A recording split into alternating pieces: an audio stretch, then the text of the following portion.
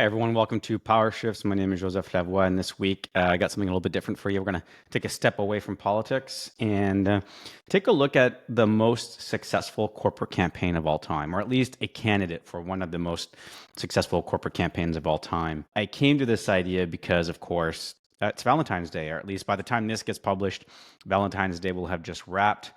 And it got me thinking about, of course, things like diamonds. And so a century ago, marriage proposals did not involve diamond rings. And today, more than 80% of first-time brides in North America receive one. And the reason, well, as I say, it's one of the most sophisticated and enduring campaigns ever executed. And that's what I was thinking about this Valentine's Day. My wife and I are marking the day with a 9 p.m. dinner, which is what happens when I wait until the day before to find us a table. But we are going to enjoy the time with the kids. But I confess that Valentine's Day every single year does get me thinking about some of the campaigns that have driven commercial activity and have reshaped key moments in our lives, and particularly moments that involve love. So let's take a look at how De Beers, with the help of a Philadelphia-based agency called N.W Ayer and Son, sold an idea that reshaped society for the better part of a century. And I think it offers lessons for anyone working in public affairs today. So let's take a step back in time. The Great Depression and the development of a groundbreaking advertising agency. So we need to go back nearly a century, the late 1930s, which was a brutal time for the diamond industry. The Great Depression had catered demand for luxury goods. Diamond sales were tanking. And between 1919 and the late 1930s, the total amount of diamonds sold in America, measured in carats, declined 50%.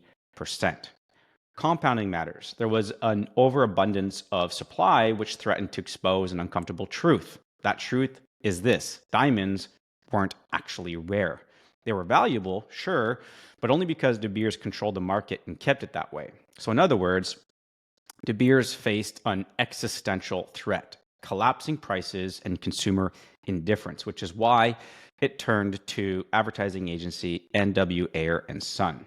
So as I talked about, it's based in Philadelphia, this agency at the time.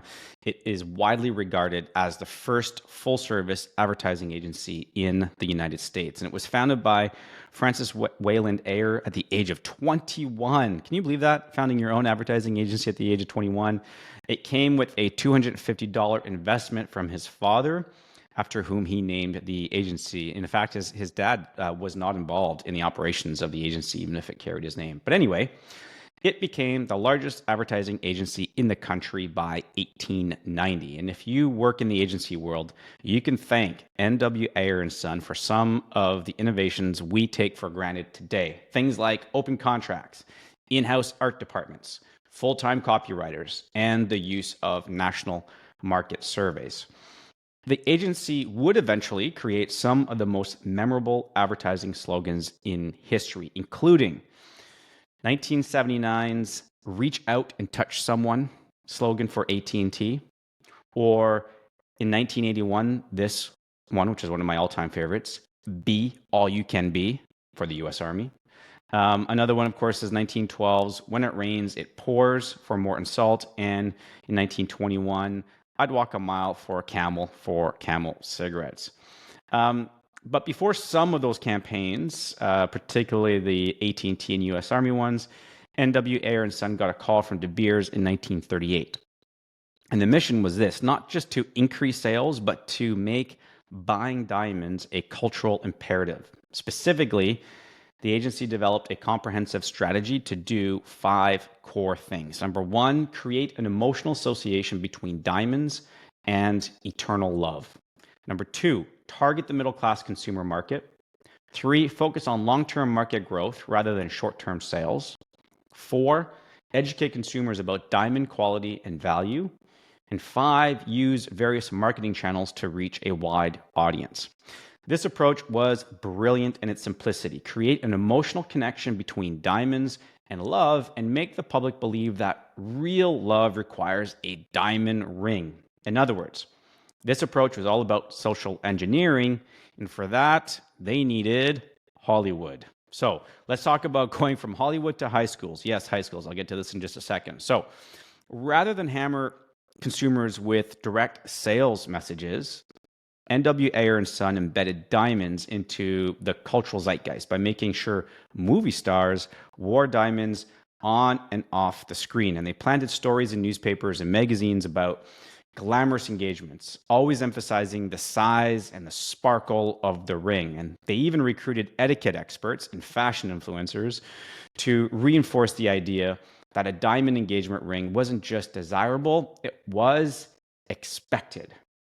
But a brilliant strategy only works if you get in front of the right audience. And this is where high schools come in. I think it's a brazen move. They targeted young women long before marriage was in the picture. They arranged for high school lectures where girls were indirectly taught that a man's love was measured in carats. And the campaign made diamond engagement rings a psychological necessity, embedding them into culture long before marriage was even a thought. That's pretty devilish, pretty mischievous if you ask me, but also brilliant. Over time, one of the things the agency folk drove was this concept of the salary rule. And you may have heard this rule before, but as the cultural shift gained momentum, De Beers expanded its strategy. It introduced this concept of the salary rule, which subtly suggested that a man should spend at least 1 month's wages, later increased to 2 or even 3, on an engagement ring. This transformed buying a diamond into not just an emotional gesture, but a financial and social expectation. But they were far from done. How can you ensure that the value of these diamonds grows while you simultaneously convince every aspiring groom to buy one? Well, this is where, of course, a very famous slogan comes into the picture, a slogan that reframes what a diamond is. And so a copywriter, Francis Garrity, at the agency, came up with 4 simple words that would fundamentally reshape consumer behavior when it comes to diamonds. And of course, particularly those of you of older demographics like mine, you will know this slogan very well, right? A diamond is forever. I say this is a killer slogan that was developed to kill the resale market. A diamond is forever. 4 simple words that drive home an important message. If a diamond is forever, then it should never be resold. And that was crucial because De Beers didn't just want people to buy diamonds, it needed to kill the resale market. If people started selling their diamonds, it would expose another uncomfortable truth, and that's that diamonds don't actually appreciate in value. So by convincing people that a diamond should be cherished forever, it ensured that demand for new diamonds would never wane, right? This is so genius. And it's a reminder that the best campaigns don't just sell products, or they don't just sell politics, or they don't just sell policies. They reframe how people think. What I find interesting about the timeline of the slogan's creation is this. It was developed in 1947. This is 9 years after the agency was originally hired. 9 years. And I think it speaks to the level of patience and commitment to the long-term strategy that frankly is very hard to find in today's public affairs world. How often do companies and corporates stick to a strategy for 9 years and even longer? Because ultimately what we had here with the De Beers campaign was a multi-decade campaign. And as we noted above, this campaign wasn't just about selling diamonds, right? It was about embedding diamonds into the fabric of relationships, culture, and social expectations. So here's a deeper look at that multi-decade approach as it was implemented on De Beers' behalf. So number 1, of course, as we just talked about, the iconic slogan. Number 2, multi-channel marketing. The campaign leveraged things like print advertising, celebrity endorsements, product placements in Hollywood films to normalize diamond engagement rings. Next up, we have in its multi-decade campaign, educational content. They developed materials about the 4 C's, a diamond's cut, carat, color, clarity, teaching consumers how to value diamonds, right? So a big education campaign. This is making people much more literate on how to purchase diamonds. And it reinforced the idea, subtly, or maybe not so subtly, that the bigger the diamond, the clearer the diamond, the better. We also have at this point the start of native advertising. So due to some legal restrictions, ads were created without mentioning De Beers in some cases, which effectively pioneered native advertising, and it blended seamlessly into editorial content.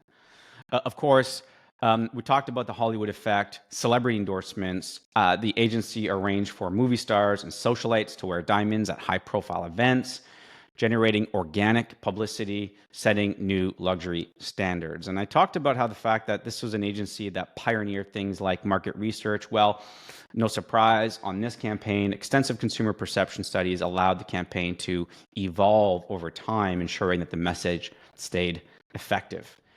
We also see in this campaign price anchoring, introduction of 2-month salary rule or 3-month salary or 1 month, depending on what stage of the campaign we found ourselves in. This created a benchmark for engagement ring spending. It made the purchase feel like an obligation rather than a choice. And I'm going to come back to this theme in just a bit. Okay, so price anchoring, really important to this. That also helps drive the value of a diamond, despite generating more demand for it. We also have, in this campaign, we're targeting different demographics, recognizing the need for continued sales beyond engagements. De Beers created the Eternity Ring to market to married women as a symbol of ongoing commitment. So injecting the need for diamonds throughout the entire life cycle of romance and love and relationships.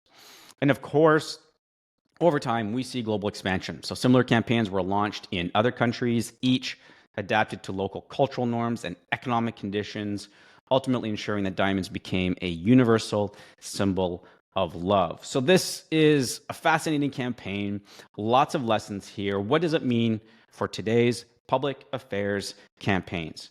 Well, here's how I think the Diamond Playbook can be used to shape public opinion, influence regulations, and shift entrenched narratives. And I think it can do so with 3 core takeaways. Number 1, and I've talked about this a lot before, it's to sell the idea, not the policy, right? De Beers didn't market diamonds. They marketed commitment. They transformed a raw material into a symbol so powerful that it became inextricable from one of life's biggest moments. And so the lesson here is if you want to influence public opinion, don't push the policy, push the why. And Simon Sinek's talked about that a lot in his thought leadership. But make people believe your issue is tied to something bigger than itself. It's not about the issue. It's about something significantly larger than that. And remember that the most successful campaigns don't just win arguments. They change minds. It's ultimately what public affairs campaigns are all about. Or it's about mobilizing people after you've changed their minds. So that's the first big takeaway. Sell the idea, not the policy. The second big takeaway is to use cultural institutions as leverage. Now, this is not always easy to pull off, right? It's particularly difficult to do in public affairs. But, in this campaign, we have Hollywood, high fashion, etiquette experts, even high school teachers. De Beers recruited them all to embed diamonds into the public consciousness. And the same principles do apply today. If you're going to move public sentiment on climate policy, healthcare reform, or corporate governance, you need trusted voices to carry your message, stakeholders. Politicians and CEOs are expected to advocate for their positions, but when central figures and unexpected influencers do it, well, that's when I think you could start to shift narratives, and that's when you can start to build momentum. And momentum is so critical in a public affairs campaign. And finally, the third big takeaway for me is to think about ways to make the alternative unthinkable. And this is really a big lesson for public affairs campaigns. And when we look at it, De Beers didn't just promote diamond engagement rings, right? They erased the alternative. By the 1950s, proposing without a diamond wasn't just unusual, it was cheap. The campaign, as a result, didn't just sell diamonds, it created social pressure to conform. Love or hate it, it's really damn impressive how they pull this off over a couple decades. And so, in other words, the most powerful campaigns don't just persuade. They eliminate the alternative. They make the choice feel inevitable, and they make people believe they always thought this way. So there we are. A belated happy Valentine's to all you. I hope you found this case study interesting. Talk next week.